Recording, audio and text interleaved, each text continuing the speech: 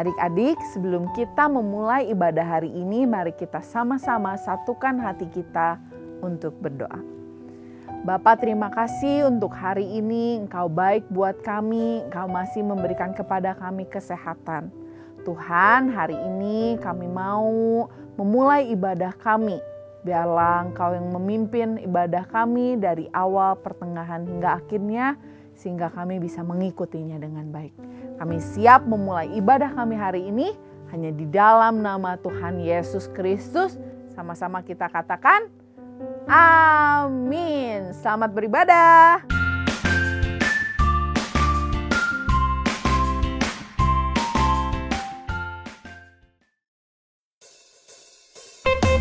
Shalom adik-adik, apa kabar? Kita mau sama-sama memuji dan membesarkan nama Tuhan.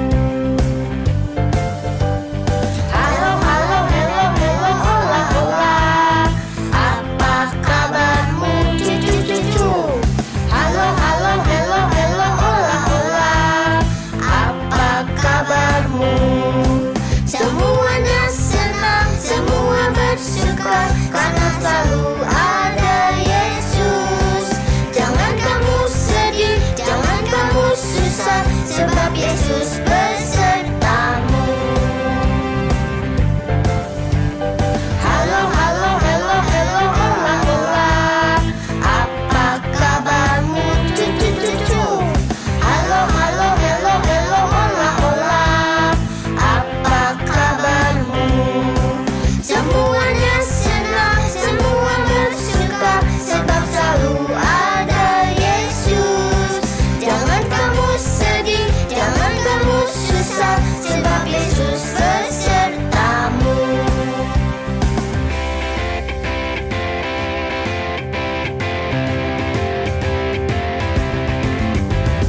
Halo, halo, hello, hello, hola, hola.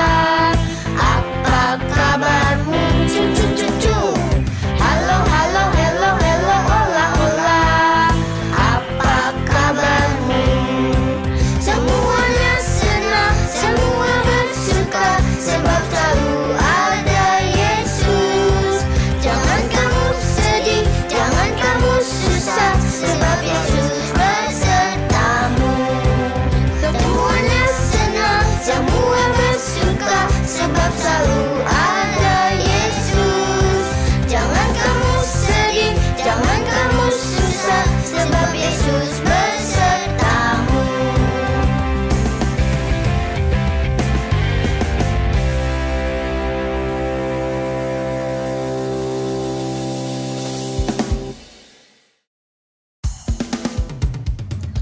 Kasih Tuhan Yesus begitu besar dalam kehidupan kita. Kasih-Nya sangat indah, melebihi apapun yang ada di dunia ini. Mari kita sama-sama nyanyikan lagu ini dengan penuh sukacita. Kasih Yesus indah-indah, oh indah. Kasih Yesus indah-indah, oh indah. Kasih Yesus indah-indah, oh indah. Kasih Yesus indah-indah, oh indah. Lebih indah dari pelangi, lebih indah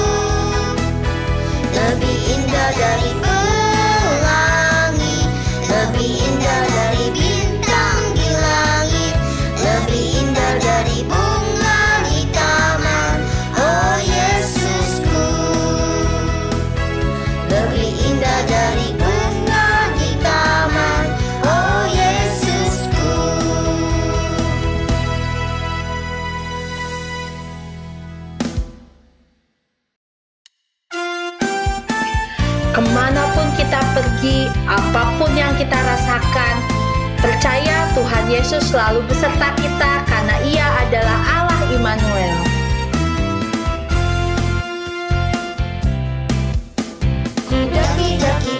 Daki gunung yang tinggi, ku turun lembah yang dalam, ku melintasi padang rumput hijau terbentang, Yesus besertaku. Ku terbang luar angkasa, ku selam dalam samudra, ku dayung perahu di sungai, Yesus besertaku. Di kanan kau ada, di kiri kau ada, di atas dan di bawah kau ada, di suka kau ada, di dukaku kau ada, karena Engkaulah Yesusku. Karena Engkaulah Yesusku. Ku daki gunung yang tinggi, ku turun lembah yang dalam, ku melintasi padang rumput hijau terbentang, Yesus besertaku. Ku terbang luar angkasa, ku selam dalam samudra, ku dayung perahu di sungai, Yesus besertaku. Di kanan kau ada, di kiri kau ada, di atas dan di bawah kau ada, di suka kau ada, di dukaku kau ada, karena Engkaulah Yesusku. Di kanan kau ada, di kiri kau ada, di atas dan di bawah kau ada, di suka kau ada, di dukaku kau ada, karena Engkaulah Yesusku. Karena Engkaulah Yesusku. Karena Engkaulah Yesusku.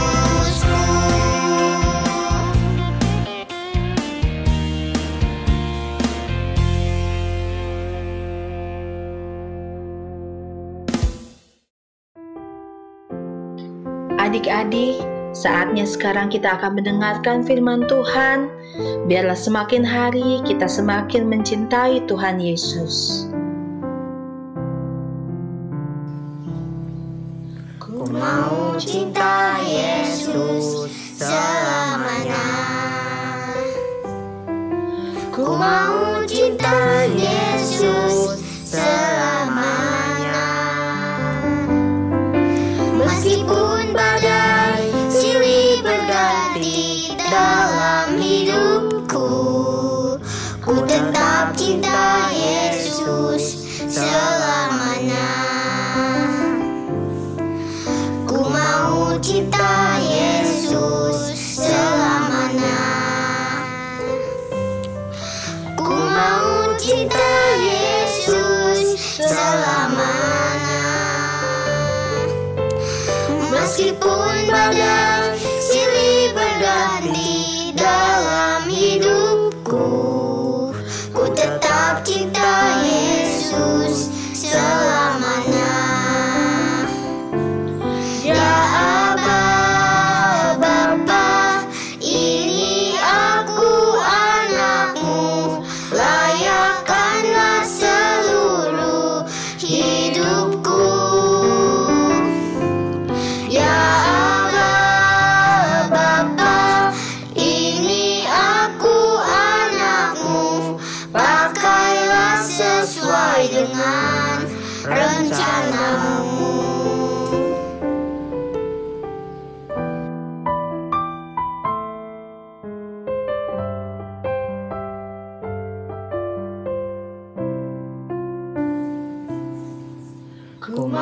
cinta Yesus selamanya.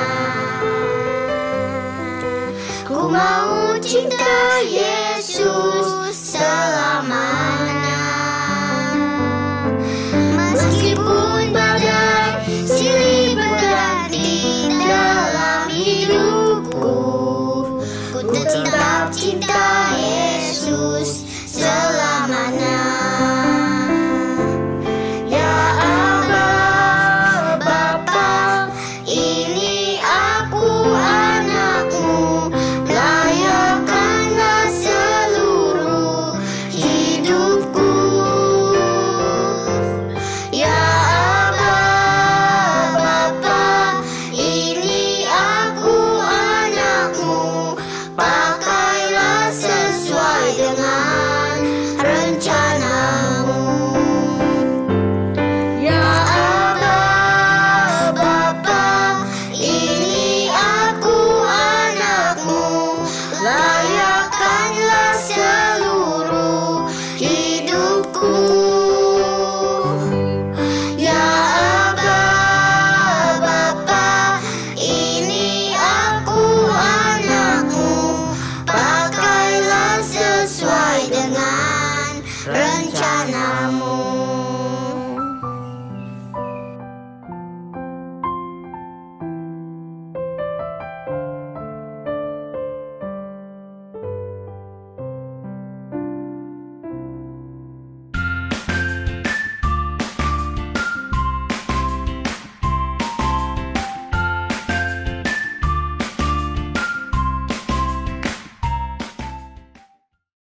Mari adik-adik, sebelum kita mendengarkan firman Tuhan, kita satukan hati kita di dalam doa.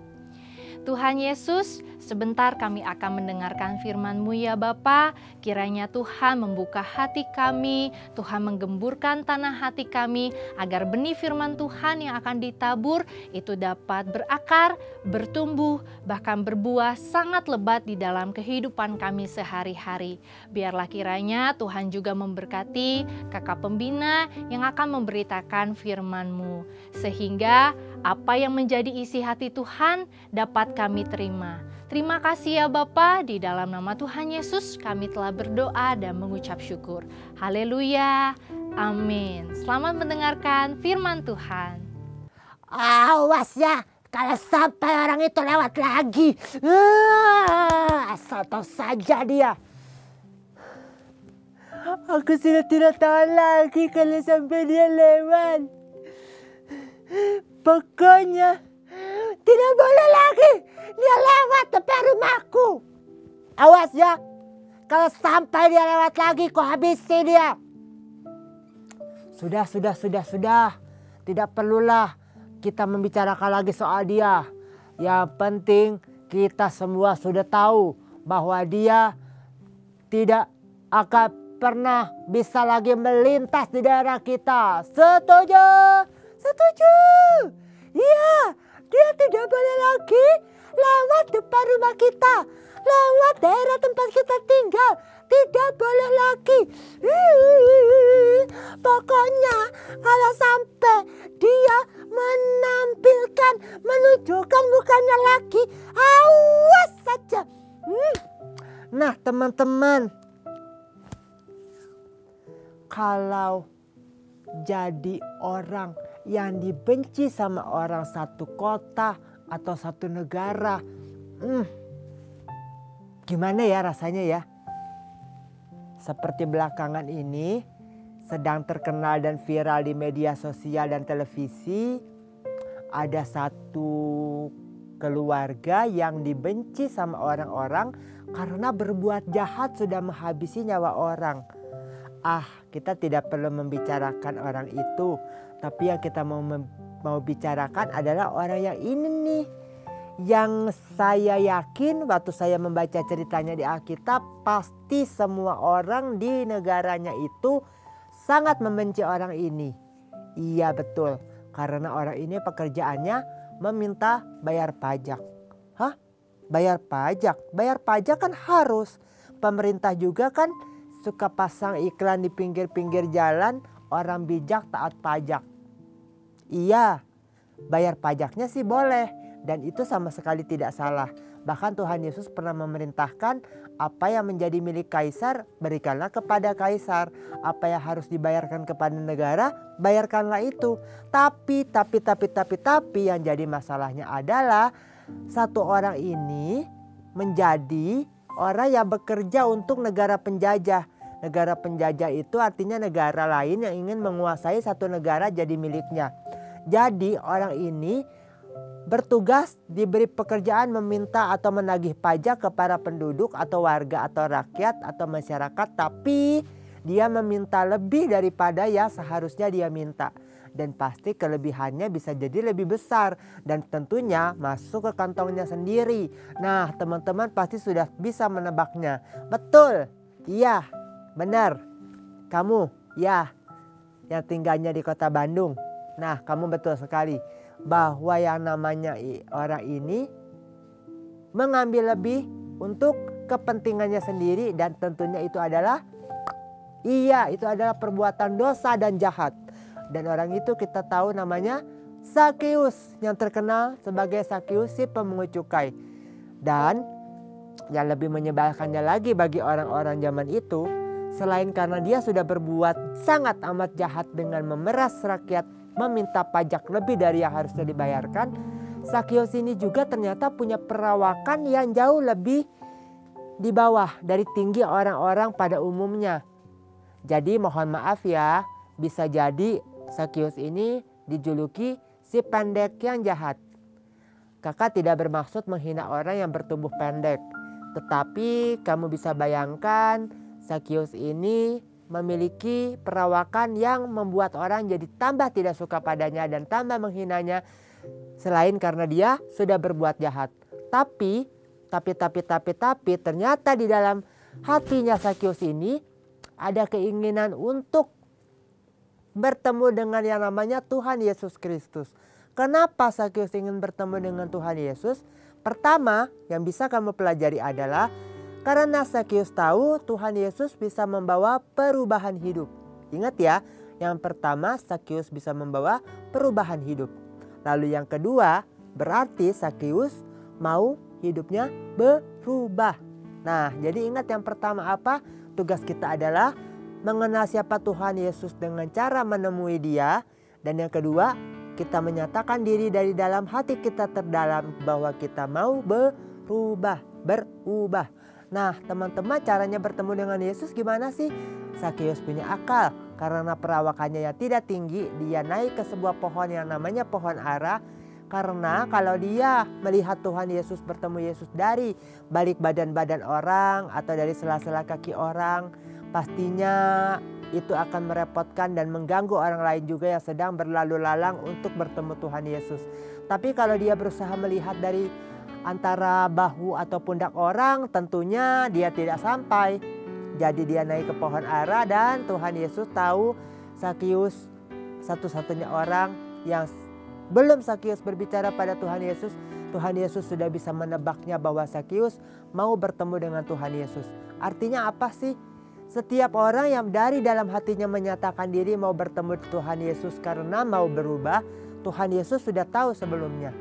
Jadi Tuhan Yesus akan memberikan waktu dan kesempatan kepada orang itu untuk berubah. Sekarang yang jadi pertanyaan adalah bagaimana caranya kita bertemu dengan Tuhan Yesus? Kalau Zakeus bisa bertemu dengan Tuhan Yesus secara fisik adik-adik. Artinya bertemu dengan Tuhan Yesus dengan tatap mata, bisa bersentuhan, bisa bergandengan, ngobrol bareng. Tapi kita tidak hidup di zaman waktu Tuhan Yesus tinggal di dunia. Tapi kita punya cara yang lebih asik lagi dan lebih ajaib dan lebih unik, lebih magical, lebih amazing daripada yang Zakeus bisa dapatkan. Yaitu cara kita adalah bertemu dengan Tuhan Yesus bisa di mana-mana. Bisa saat kita misalnya dalam kendaraan lagi nunggu lampu merah kita berdoa. Kita buka HP aplikasi Alkitab. Atau kalau malam sebelum tidur kita bisa berdoa baca Alkitab atau pagi atau kita curhat. Kakak biasanya punya kebiasaan kalau berdoa tidak pernah yang lipat tangan tutup mata dengan bahasa yang diatur-atur terlalu kaku. Kakak kalau berdoa pada Tuhan Yesus kakak langsung bilang, Tuhan hari ini Audi capek ngadepin orang ini, ngadepin orang itu. Dan setelah Audi banyak curhat, kakak Audi jadi menyadari, jangan ngejelek-jelekin orang terus depan Tuhan. Ternyata Audi juga perlu diubah. Karena yang banyak dosanya bukan cuma orang lain, Audi juga banyak dosanya. Dan akhirnya karena Audi jadi sering ketemu Tuhan Yesus, Audi menyadari Audi dosanya banyak dan Audi tentunya mau berubah. Nah, jadi teman-teman, Sakeus akhir ceritanya diajak sama Tuhan untuk turun dan Tuhan Yesus berjanji Tuhan Yesus bawa ke rumah Sakeus. Artinya apa sih? Artinya yang namanya rumah itu kan tempat tinggal, tempat di mana kita biasanya melakukan banyak kegiatan. Jadi artinya Tuhan Yesus mau mengubah kita itu dalam segala hal. Bukan cuma dalam dosa yang satu itu, misalkan kalau Sakeus dosa memungut cukai lebih dari yang harusnya. Jadi di 1 Yohanes 1 ayat 7b dibilangnya, dan dari Yesus anaknya itu telah menyucikan kita daripada segala dosa kita. Artinya dia tidak menghapus dosa kita yang cuma dosa bohong, dosa nyontek, dosa iri, dosa ngambek, dosa malas, dosa tidak taat, tapi semua dosa. Jadi Sakeus diubahkan semua dalam hidupnya, 100% dia diubahkan. Sekali lagi seperti Sakeus, yang pertama apa? Kita berkeinginan bertemu dengan Tuhan Yesus untuk mengenal siapakah Tuhan Yesus itu. Dan yang kedua, kita menyatakan diri di hadapan Tuhan bahwa kita mau berubah. Minggu lalu pelajarannya tentang aku mencintai Tuhan Yesus Kristus. Dan mencintai Tuhan Yesus Kristus harus dimunculkan lewat tindakan. Tindakannya bukan berarti kita bawa berlian atau emas 1 karung kita bawa ke gereja untuk dijual jadi biaya pembangunan gedung gereja. Tapi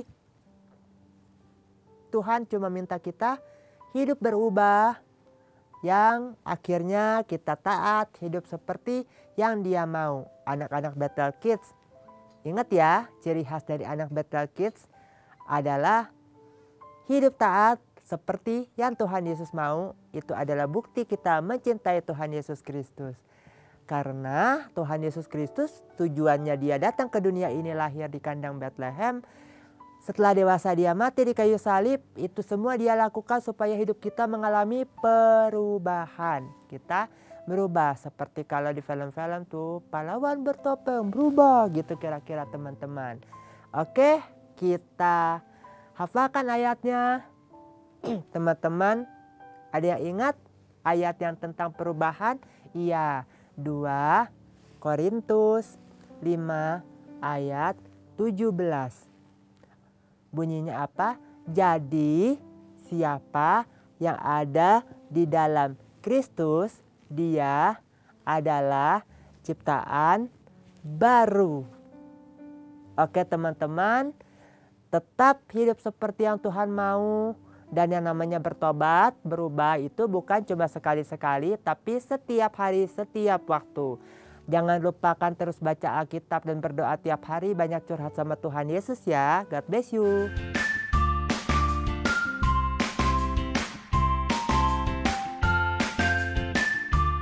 Hai adik-adik, ada kabar gembira nih. Gema, gerakan anak mencintai Alkitab baru akan dimulai di minggu ini, tanggal 29 Januari 2023. Yuk kita simak baik-baik ya caranya. Teman-teman akan mendapatkan lembar gema di masing-masing satelit, baik kelas kecil maupun di kelas besar. Tapi untuk kelas besar jangan lupa ya, siapkan 1 buku tulis untuk mengisinya. Dan untuk kelas kecil, teman-teman akan mendapatkan lembar gema dan bisa langsung diisi di lembar gemanya. Dan satu lagi, di minggu depan jangan lupa setelah kalian mengisi, kalian kumpulkan masing-masing satelit ya. Karena kalian akan mendapatkan kartu gema yang akan diberikan cap oleh para pembina sekolah minggu di masing-masing satelit. Nah, jadi teman-teman tetap terus semangat ya, dan terus tekun dalam mengerjakan dan membaca Alkitab. Tetap semangat! Hai adik-adik, apakah kamu selama beribadah online ini kepikiran mau memberikan persembahan, tapi kantong persembahannya nggak ada? Gimana ya kak? Nah, kamu bisa mentransfer persembahan kamu ke nomor rekening BCA berikut ini. Atau kamu juga bisa men-scan QR Code yang ada di layar ini. Minta tolong mama papa atau kakakmu untuk membantu kamu ya. Ingat, ketika kita memberikan persembahan, taruh nama lengkap dan satelit ibadah kamu. Dan berilah dengan hati yang bersukacita, karena Tuhan menyukai pemberi yang memberi dengan sukacita. God bless you. Ayo adik-adik, sebelum tutup kita doa dulu ya. Tuhan Yesus, terima kasih kami sudah belajar firman-Mu.